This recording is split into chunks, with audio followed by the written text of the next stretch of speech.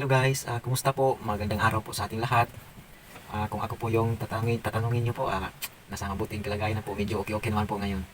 Hindi ko parang kahapon, grabe ang bigat po na nararamdaman ko po guys kahapon. Magkikwento na lang po ako.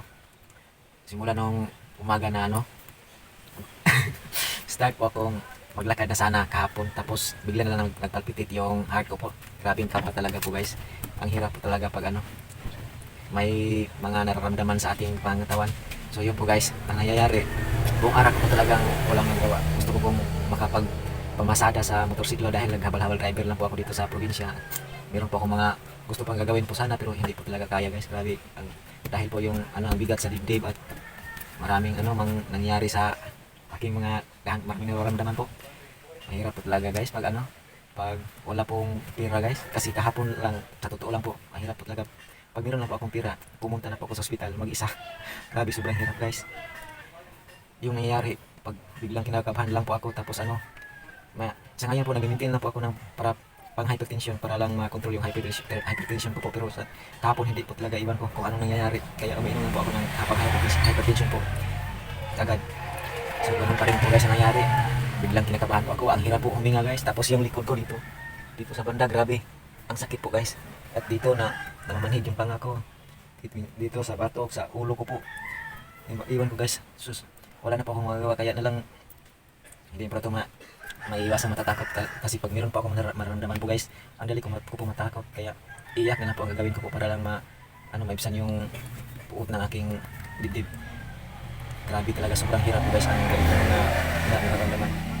Kaya palagi lang po ako mag-pray sa Panginoon guys, na sana buhay pa po ako. Grabe ang takot ko po guys. Pag meron po akong mararamdaman na sa aking katawan, madali po akong matatakot. Nai-reviews na talaga ako minsan.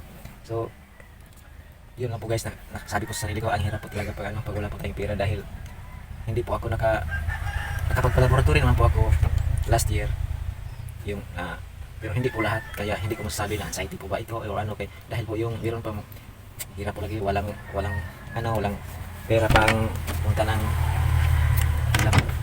pang pa-check up. Tapos totoo po, meron pong libreng check up sa sentro, kaso lang yung pagpa-laboratory na po guys.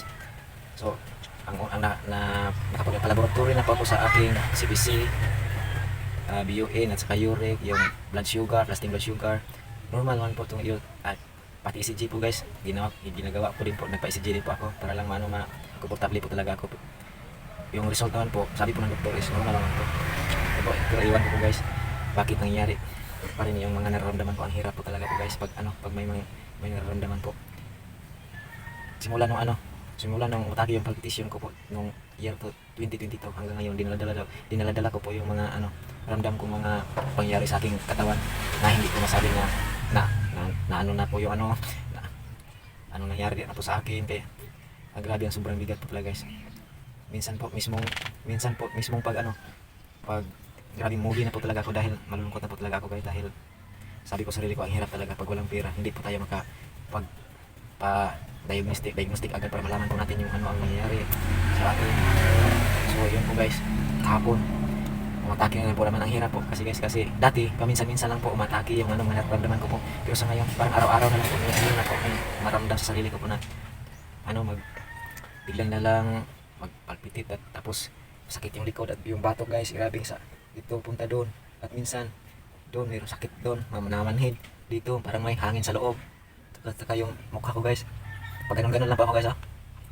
Ang hirap talaga guys, nasabi ko sa sarili ko, wala pa akong bisyo, pero bakit ganito yung nangyari po sa akin. Pero simula sa hindi pa po ako nakatambay dito sa probinsya dahil wala na po akong trabaho sa city. Dati po palagi po talaga po akong puyat dahil po sa trabaho ko po dati, at palaging ng computer, tapos pag uli sa bahay magsiselfone pa. Nung night shift po ako guys is 2 hours lang po talaga yung maging tulog ko araw-araw. Kaya sabi ko sa sarili ko, hirap talaga pag nabuso yung katawan. Pero mas mahirap po ngayon guys dahil totoo nga po yung sinabi guys na mas mabuti na yung walang pera basta wala lang sakit. Pero ang mas pinakamahirap guys is wala tayong pera tapos meron pa tayong nararamdaman ng mga sakit-sakit sa ating pangatawan.